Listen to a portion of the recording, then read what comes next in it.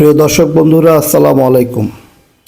আজকে আমি আপনাদেরকে নিয়ে আসছি ঝিনাইদহ জেলার কোটচাঁদপুর উপজেলার সাবদারপুর গ্রামে। এই গ্রামে প্রতি শনি এবং মঙ্গলবারে একটি গুড়ের হাট বসে। সেই গুড়ের হাটটি আমি আপনাদেরকে দেখানোর জন্য নিয়ে আসছি।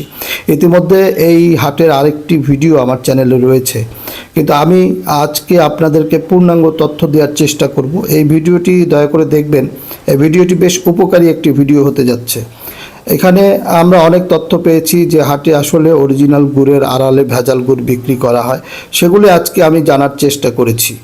এখানে যে ব্যাপারটি আমি লক্ষ্য করেছি যে আসলে খাঁটি গুড়ের সংখ্যা কিন্তু খুবই কম। হ্যাঁ, কিছু কিছু কৃষক যারা আছেন তারা খাঁটি গুড় বিক্রি করেন হাটে এনে, কিন্তু অধিকাংশই যারা বিক্রেতা রয়েছেন তারা কিন্তু ভেজাল গুড়টাই বিক্রি করেন এবং তারা ভেজাল গুড় বিক্রি করতে অভ্যস্ত হয়ে গেছেন।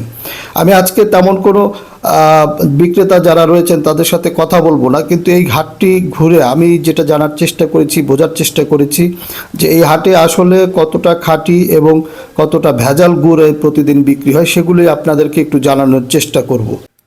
বন্ধুরা, এই ভিডিওটি সবার জন্য, সকল সচেতন মানুষের জন্য অনেক গুরুত্বপূর্ণ একটি ভিডিও হতে যাচ্ছে।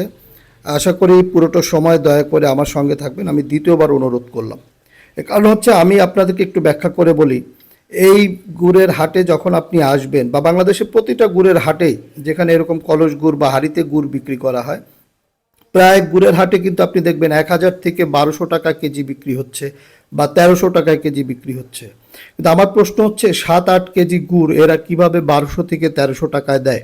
তো আমি জিনিসটা যখন জানার চেষ্টা করি, আমি ম্যাক্সিমাম যারা এখানে কৃষক রয়েছেন, একদম প্রান্তিক পর্যায়ে কৃষক, তাদের সাথে কথা বলে যেটা জেনেছি সেটা হচ্ছে এখানে আসলে দোকাটের রস পাওয়া যায়। যেমন আজকে গাছ কাটলো, কেটে হাঁড়ি দিয়ে রাখলো, কালকে বিকেলে নামালো, সেই রসগুলো সাধারণত রস অনেক হয়, কিন্তু সেই রসগুলো একটু টক হয়। সেই টক ভাবটা এবং গুড়টা শক্ত করার জন্য তারা সাধারণত চিনি ব্যবহার করে। চিনি ব্যবহার করে সেই গুড়টাকে শক্ত করে তারপরে বাজারে বিক্রি করে।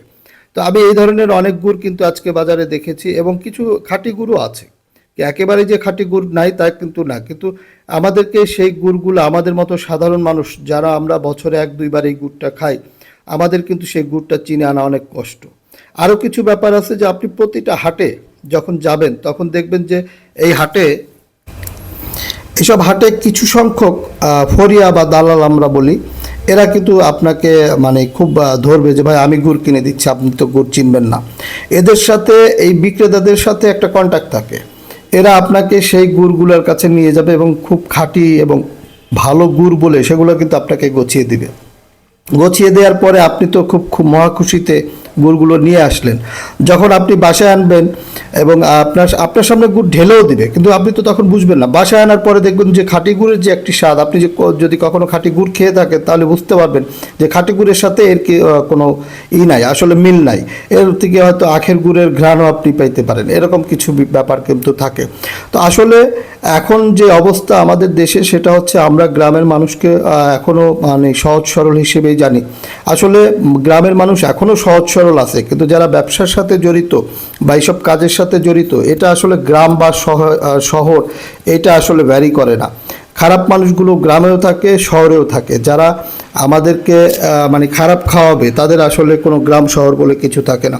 বন্ধুরা, আরেকটা ব্যাপার, আমি অনেক কৃষককে অনুরোধ করেছিলাম এই জায়গায়, আমি বেশ কয়েকবার গিয়েছিলাম এই হাটে, যে আপনারা 200 টাকা 200 টাকা কেজি বিক্রি করেন বা 250 টাকা কেজি বিক্রি করেন, কিন্তু মানুষকে খাঁটি মানের একটি গুড় দেন। যে মানুষটা বছরে 1-2 বার পিঠে খাবে আত্মীয় স্বজন নিয়ে, তাদেরকে একটা খাঁটি গুড় দেওয়ার চেষ্টা করেন। তো অনেক বোঝানোর পরে 2-4 জন কৃষক যারা রয়েছে, আমি আজকে হাটে দেখলাম যে তারা আসলে খাঁটি গুড় নিয়ে আসছেন, এবং কিন্তু খাঁটি গুড় নিয়ে আসার পরে সেই লোকগুলো কিন্তু দাম পায়নি। তারা যে একটি খাঁটি গুড় বানাইতে 200 টাকার উপরে খরচ যায়, তিনি কিন্তু 250 টাকা গুড়টা বিক্রি করতে পারেননি। তো তখন যিনি এটা বিক্রি করতে পারলেন না, সে কৃষক কিন্তু আগ্রহ হারাইলো আর খাঁটি গুড় নিয়ে আসার জন্য। সে কিন্তু এরপরে যে গুড়টা নিয়ে আসবেন এখানে পরবর্তী হাটে, হয়তো ভেজাল করেই নিয়ে আসবেন, কারণ তিনি কিন্তু সেই মূল্যটা, যার যে কাঙ্ক্ষিত মূল্য, শ্রমের মূল্য, সেটা তিনি কিন্তু এখান থেকে পায়নি। যারা এরপর থেকে গুড় কিনবেন তারা কিন্তু এখন থেকে সাবধানতা অবলম্বন করবেন। ধন্যবাদ।